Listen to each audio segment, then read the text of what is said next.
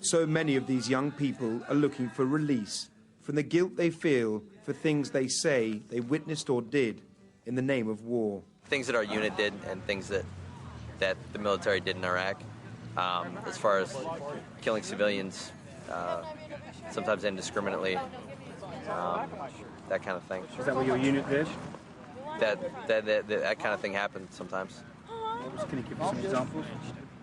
Well, for example, when IEDs would go off, improved explosive devices, by the side of the road, the instructions were, or the practice was, to basically shoot up the landscape, anything that moved, and that kind of thing would happen a lot. It happened, yes. My turning point was after I came home and watched like videotapes of me and how I was acting and how my friends were acting, and you know, it was real reflective to sit back and watch yourself saying those kinds of things, and you're like, in your heart you know that it's not right. Videotapes that you and your comrades shot in Iraq of each other? Yeah. Just what, after during raids, after raids.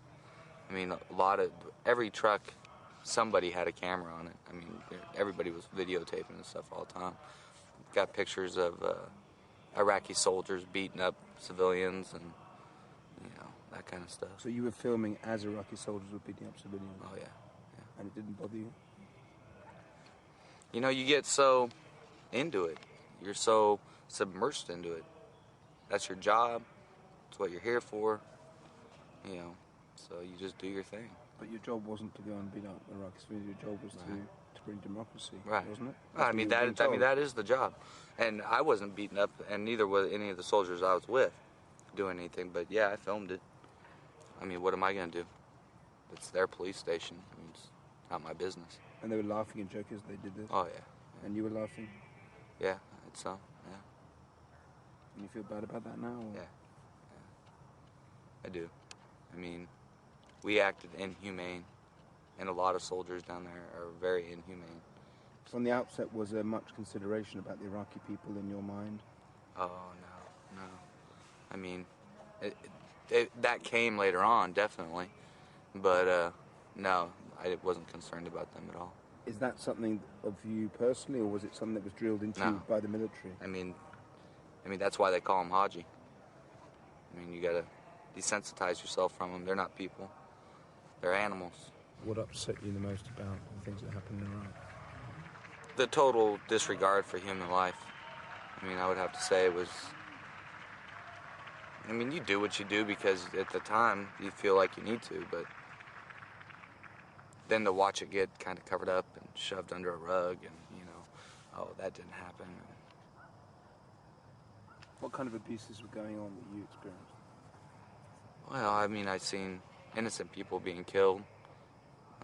IEDs go off and you just zap any farmer that's close to you. Hit them with the 50 or the Mark 19. You know, those people are out there trying to make a living. But on the other hand, you know, you get hit by 4 or 5 of those IEDs, you get pretty tired of that too. So, I don't know, overall, just the total disregard, how they basically jam into your head, this is Haji, this is Haji.